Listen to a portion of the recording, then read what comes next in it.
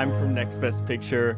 Lee and Ryo, thank you so much for your time today. Congratulations on the incredible success of this film. It's really wonderful. Well, Lee, this is your third novel that you've adapted from Shuichi Yoshida. What drew you to exploring kabuki, and what made you want to bring this epic story to life? I worked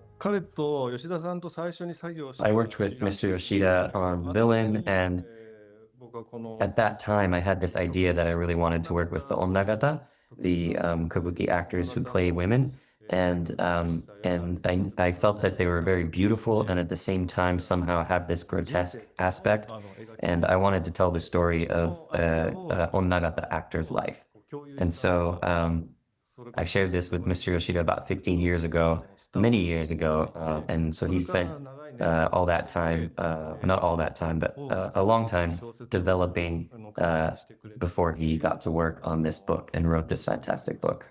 And Ryo, this is a challenging role that you've taken on in so many ways, from playing the character in numerous decades to taking on these intense kabuki performances.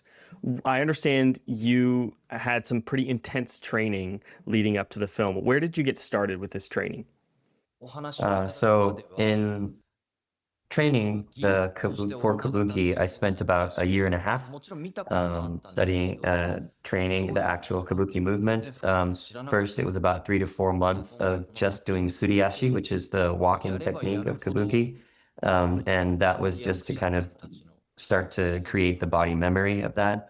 And then I began dancing. So until I heard about this story, I was aware, of course, about kabuki and onnagata, but I didn't know the depth of their stories, and I learned how really amazing and talented they are. I mean, these actors are born into this essentially and become actors almost as soon as they're born. So they spend decades doing this, and there was no way I knew that there was no way for me to get to the level that they're at, but there was meaning in persevering, and I feel like that perseverance is kind of the soul of this film. So as non-kabuki actors, us, going to the distance of doing this, I think was the most meaningful part of this. How different was preparing for these kabuki performances from some of the action roles and stunts that you've had to do in other characters you've taken on? I would say that kabuki actors are they're actors as well, but they're totally different from sort of standard film actors. They do very different things. And so in acting Kokuho's life, in this film, I knew that we were approaching this art form that has hundreds of years of history. And so this was a similar thing, but very different from what I had done up until this time.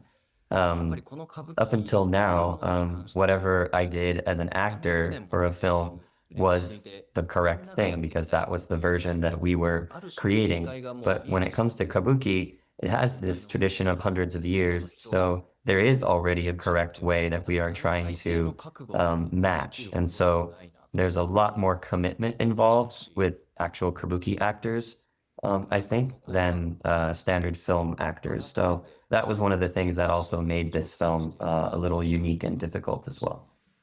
Well, Lee, the actors had to undergo this intense training, year and a half of training. What sort of preparation and training did you put yourself through to be properly able to stage these really intricate kabuki performances along with the rest of the film? I watched over them. That was my training. So I started, of course, with very detailed research on kabuki itself, and this story is really the story about kabuki actors. So what I focused on and made sure to pay very close attention to is how connected the actual kabuki plays were to the personal lives, the actual stories in these plays, how close they are mirroring the personal lives of these actors. Yet you also put text on the screen to help the audience understand the nuances of what's happening on stage. Tell me about how you approached putting those sequences together, not just the direction of them, but helping bring the audience on board with what we were seeing. 歌舞伎の撮り方としては、まず歌舞伎の様式美をきちっと描くことで、So I really wanted to focus on all of the textures and how the visual was portrayed in these theater performance moments. And I wanted to film this as if the audience was experiencing it directly from the POV of the audience in the theater, but also show the point of view of the actors and how the audience in the theater looks from their perspective. And then the third layer was to make sure to put these really personal shots, like Kikuo's close-ups that really showed the actor's personal mental world as well. Well, Ryo, the relationship between your characters and Ryusei Yokohama's character is intense throughout the film. Your brothers, competitors, enemies, all of the above. Tell me about working with Ryusei and bringing this complicated relationship to life. With him, with Mr. Yokohama, I spent more than a year training with him, and in the script, I definitely felt that Kokuho and his character Shunbon had a very clear boundary. They're brothers and they're friends, but like you said, they're also opposites and they're rivals. But once we were on set, and on stage together, it was difficult to kind of separate these two characters.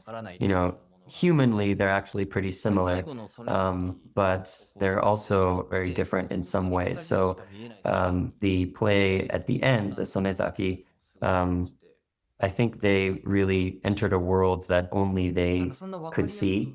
It was this new world that they created together, and it's kind of impossible to completely nail that down with words. It's really just their own world that they created, and I think it was also a very unique and new relationship that a lot of people maybe haven't seen.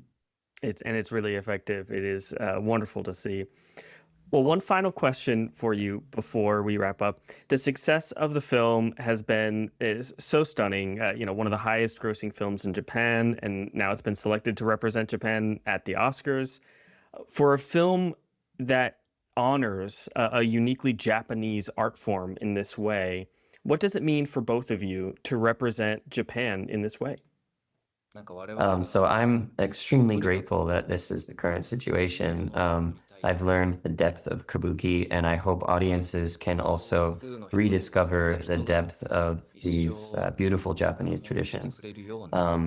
It's fantastic that so many people are seeing this film now, but it also wasn't our goal initially. We just wanted to make something so good that even if a few people were to see it, it would become something that they would treasure and carry with them. So again, I'm just very happy that this is where we're at now. This is a 3-hour film, and I think this is, including the reactions of the audiences that I've heard, it's an extremely immersive experience. Of course, the sound and the visual, it all adds to it, but the story is similar to experiencing the life of these actors. It's kabuki, but like we've been speaking, as kabuki can be compared to opera or Shakespeare, I wanted to kind of share the light and the shadow of stage performers and sort of the sacrifices that artists make, including themselves, to reach the heights of where they're going. So I feel like this is a theme that many people can relate to, and so I'm just very happy that this is where we're at. Well, thank you both so much for your time today. Thank you for the film. I really appreciate it. Thank you so much. Thank you so much.